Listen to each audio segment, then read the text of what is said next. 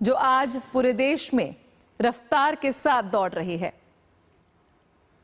वंदे भारत ये एक ऐसी ट्रेन जो देश के कोने कोने में आज प्रगति की तस्वीर बदलती भी नजर आ रही है।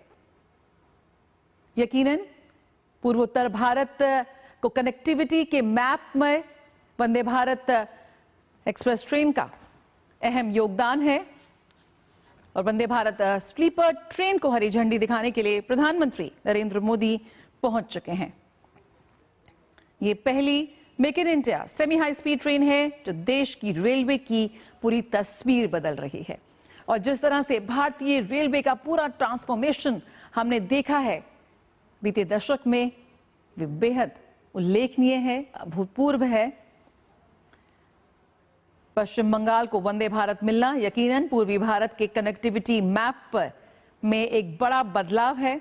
कोलकाता जैसे सांस्कृतिक और औद्योगिक केंद्र को तेज आधुनिक रेल सेवा से जोड़ना भी विकास और विरासत का संगम साफ तौर पर दिखाता है। साथ ही प्रधानमंत्री नरेंद्र मोदी कई परियोजनाओं का शिलान्यास और शुभारंभ भी करेंगे। आज दोहरी सौगात यहां पर पश्चिम बंगाल के लोगों को, जहां खुद प्रधानमंत्री नरेंद्र मोदी पहुंचे हैं वंदे भारत स्लीपर ट्रेन को हरी झंडी दिखाने। हमारे साथ राजेश राज इस वक्त जुड़े हुए हैं। राजेश राज, जिस तरह का उत्साह वहां लोगों में है वो साफ तौर पर तस्वीरों में दिख रहा है। हाथ में तिरंगा लिए जोश के साथ प्रधानमंत्री का अभिवादन कर रहे हैं। रेलवे के लिए जो जिस तरह का रेलवे का ट्रांसफॉर्मेशन हमने देखा है उसी की एक झलक पेश करती है ये वंदे भारत स्लीपर ट्रेन। किस तरह से ये एक मील का पत्थर साबित होगी पश्चिम बंगाल की विकास गाथा में? हाँ, देखिए बिल्कुल आपने सही कहा जया कि यह जो स्लीपर वंदे भारत ट्रेन है यह मालदा स्टेशन से फर्राटा भर चुकी है। प्रधानमंत्री नरेंद्र मोदी के हरी झंडी दिखाए जाने के बाद कहीं न कहीं इस ट्रेन को एक गति मिल गई है और इस ट्रेन के भीतर डीडी न्यूज दिल्ली की टीम सफर कर रही है। मैं खुद और अपने कैमरामैन संदीप मूर्ति के साथ सफर कर रहा हूं और यह ट्रेन जो है मालदा से माता कामाख्या की जो भूमि है गुवाहाटी, वहां तक सफर तय करेगी। और प्रधानमंत्री नरेंद्र मोदी ने जब हरी झंडी दिखाकर इसका शुभारंभ किया तो इस ट्रेन के भीतर सफर करने वाले जो लोग हैं उनके चेहरे खिल उठे और भारत माता के जय के उद्घोष के साथ कहीं न कहीं जो पूरा जो वातावरण है वो गुंजायमान हो चुका है और भारतम भारतम के नारे के साथ इस ट्रेन का परिचालन शुरू हो चुका है। असम और बंगाल की दूरी तो बिल्कुल कम हो ही जाएगी। जो ट्रेड और व्यापार करने वाले लोग हैं उनके लिए भी ये फायदेमंद होगा।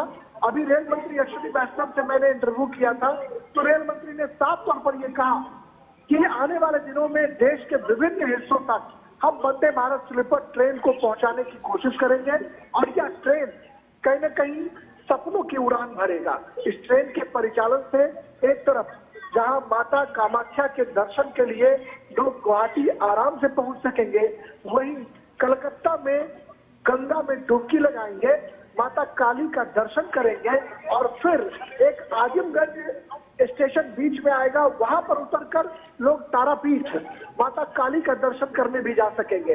तो जो पर्यटन, धार्मिक पर्यटन है इसको भी बढ़ावा मिलेगा, जो टूरिज्म है उसको भी बढ़ावा मिलेगा और जो हमारी जो व्यवस्था है, जो भारतीय रेल का जो अपना तंत्र है उस तंत्र को भी आगे बढ़ने में बहुत मदद मिलेगी। बिल्कुल राजेश राज, हम तस्वीरों में देख रहे हैं कि प्रधानमंत्री नरेंद्र मोदी ने ट्रेन के अंदर का भी जायजा लिया।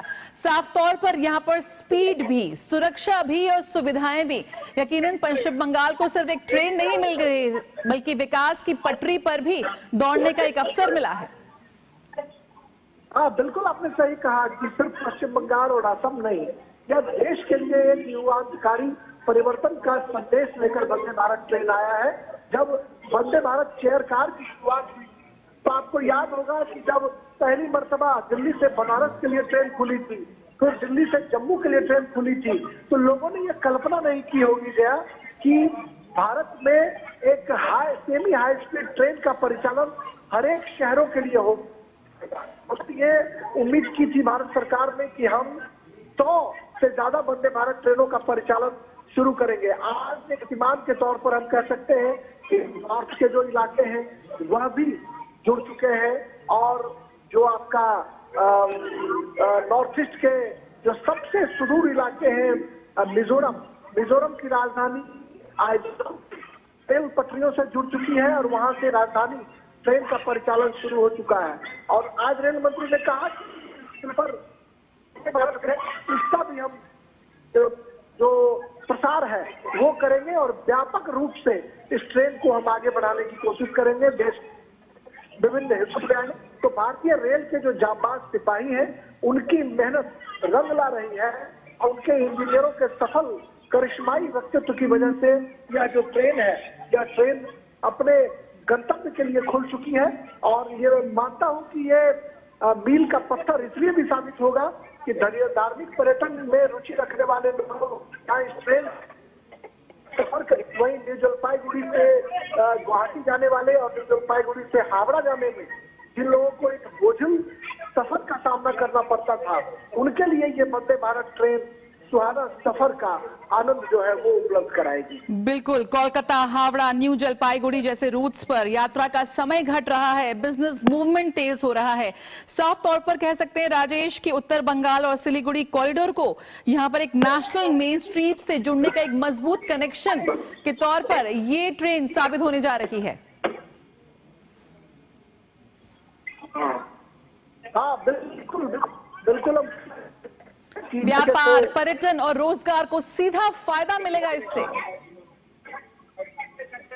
हाँ बिल्कुल, आपने सही कहा गया कि जिस तरीके से व्यापार, रोजगार और पर्यटन का जो एक अनोखा आनंद है वो लोग उठा सकेंगे। कल मेरी बात हो रही थी तो मालदा के जो बहुत सारे व्यवसायी हैं उन्होंने कहा कि हमें जब न्यू जलपाईगुड़ी तक की यात्रा करनी होती थी तो पूरे दिन भर का सफर करना होता था और काफी बोझिल यात्रा की वजह से हम वहां से आना जाना एक दिन में सुनिश्चित नहीं कर पाते थे। लेकिन इस ट्रेन के परिचालन से कहीं न कहीं कुछ ही घंटों में हम जहां हावड़ा पहुंच सकेंगे वहीं कुछ ही घंटों में हम न्यू जलपाईगुड़ी जा सकेंगे। 15 रेलवे स्टेशन इस दौरान आएंगे। हावड़ा से कामाख्या की बात करें तो 15 रेलवे स्टेशन इस दौरान आएंगे और इस 15 रेलवे स्टेशन के दौरान हम देख पाएंगे कि तकरीबन 12 पश्चिम होंगे। और पश्चिम बंगाल जो है, पश्चिम बंगाल में 12 रेलवे स्टेशन आएंगे और इसके अलावा असम में आएंगे। तो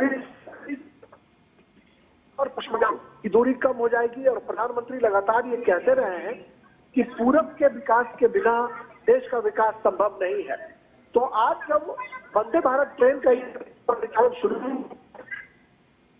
पूरब मिली है, उत्तरों